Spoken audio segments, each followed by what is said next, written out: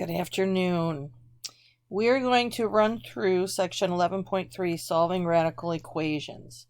We started the first half of this in our Microsoft Team meetings, but we're going to review that and continue with the rest of the information. All right, solving square root equations. All right, we already talked about how to solve when we have radicals. So what we would do, and let's look at this first one here, is, right, we isolate the radical, and in this case, we'll square both sides. Okay. Now remember, on this left-hand side, we have to FOIL, folks. We have to FOIL, so I'm going to do this. All right, so this will be n squared minus 7n minus 7n minus 14n plus 49. And on the right-hand side, it's simply 3n minus 21. So this is a quadratic. We have to get everything to one side, set it equal to 0. So I'm going to bring 3n over, subtract 3n and add 21. Subtract 3n and add 21. So we get n squared minus 17n plus 70. Plus 70, so that actually makes our lives easier, because when I go to factor, it's going to be n minus 10, n minus 7, so n can equal 10 or 7. But remember, we have to check our answer. So if I start with 10, I'm going to put 10 minus 7. Does that equal 3 times 10 minus 21? 10 minus 7 is 3. This is 30 minus 21, which is 9, and that works. Okay, so 10's good. Let's try 7. 7 minus 7, does that equal 3 times 7 minus 21? 0 equals, whoops, the square root is 0. That works. So both of these are good answers, right? All right, let's check this next problem. Again, we isolate the radical.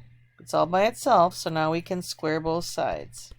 And I'm going to FOIL this, which means b squared minus 12b plus 36, and that equals 18 minus 3b. Again, this is a quadratic, so I have to subtract 18 and add 3b, so the whole thing equals 0. Subtract 18 and add 3b, so b squared minus 9b plus 18. All right, well, that factors into b minus 6, b minus 3. All right, so b could be 6 or 3. So we have to check our answers, right? If I plug in 6, I get 6 minus 6. Does that equal 18 minus 3 times 6? 0 equals the square root of 0, which is 0. That works. But what about 3? So notice something. 3 minus 6. Does that equal 18 minus 3 times 3? This is a negative 3. Does that equal square root of 9? No. So 3 is not a good answer. The only answer that works, excuse me, here is 6. Okay? Now, we discussed the equations when they were in this form. Now, what happens if they're in the form of having a rational exponent? Well, watch what we're going to do. I'm going to add this piece to the other side. So, x plus 6 raised to the 1/2 equals 2x minus 4 raised to the 1/2. Well, remember, I can do anything I want as long as I do it to both sides. Well, what if I raise this, I square it, and I square this? Right? Raising a power to a power means I multiply. X plus 6 to the 1/2 raised to the 2 over 1 is simply x plus 6 to the first power, right? 2x minus 4 to the 1/2 raised to this power is just 2x minus 4, right? So now we can continue to solve. I'm going to subtract this. I'm going to add 4. I'm going to get x equals 10. Well, that's the only answer. Let's see if it works. 10 plus 6 to the 1/2 minus 2 times 10 minus 4 to the 1/2 equals 0. 16 to the 1/2 minus 16 to the 1/2 equals 0. It works. So that's our answer. So here, we're basically squaring both sides, but we're treating it as raising a power to a power.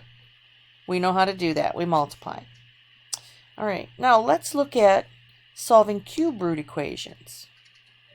Okay, so remember in this case, this first problem here, we have to isolate the cube root before we do anything else. So we get the cube root of x plus 2 equals -2. All right, now this cube root's all by itself. How do we get rid of that cube root? I cube both sides. Cube both sides.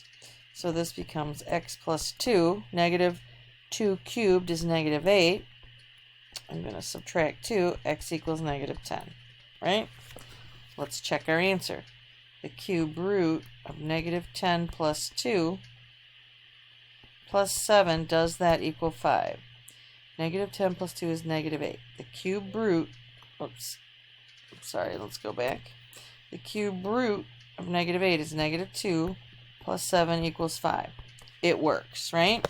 So we're good. Okay, let's look at the second problem. I keep leaning on the screen, sorry. So in this case, the radical is already isolated. So I can cube this side, and I can cube this side. This falls out, right? Over here, this is what I'm doing, right? So it's going to take me a little bit of work. Well, if we remembered good old triangle and binomial expansion, we could do this, but let's just multiply these two first. Okay, I'm going to multiply here. So I'm going to get x to the third, whoops, plus x squared. Then I'm going to get plus 2x squared plus 2x plus x plus 1. So that's x to the third plus 3x squared plus 3x plus 1. All right, that's what we got here. I'm going to try to squeeze it in.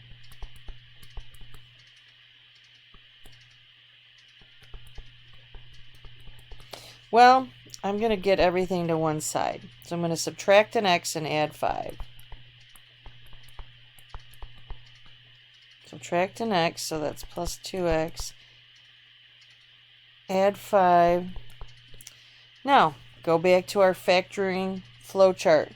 What do I do when I have 4 terms I can't combine? We will try factoring by grouping, right? I'm going to take out an x squared and I get x plus 3.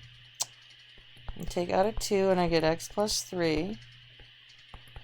So, well, if I try to solve this,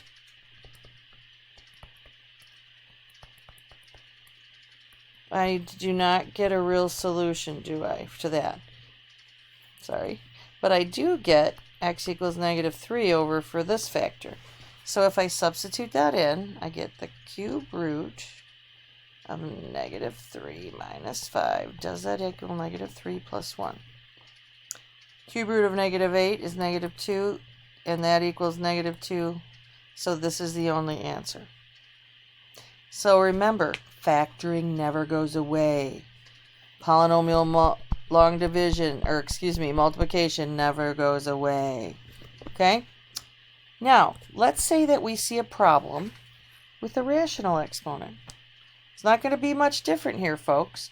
First, I have to isolate this part with the rational exponent. So I'm going to get this.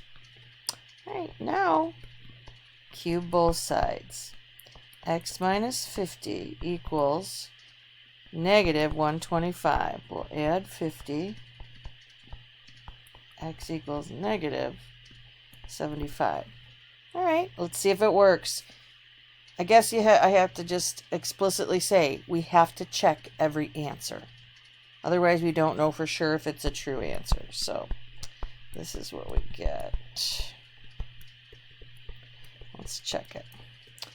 2 times negative 125, the third root of it, is negative 10. Well, the cube root of negative 125, guess what, right, is 5. And this works. So that solution works when we check it.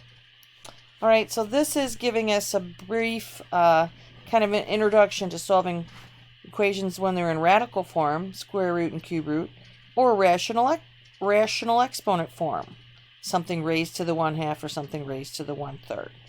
Okay, you can watch this video more than once and try these. Stop the video, try them on your own, see if you get the same answer. All right, and then let me know if you have any questions. Okay? All right, take care.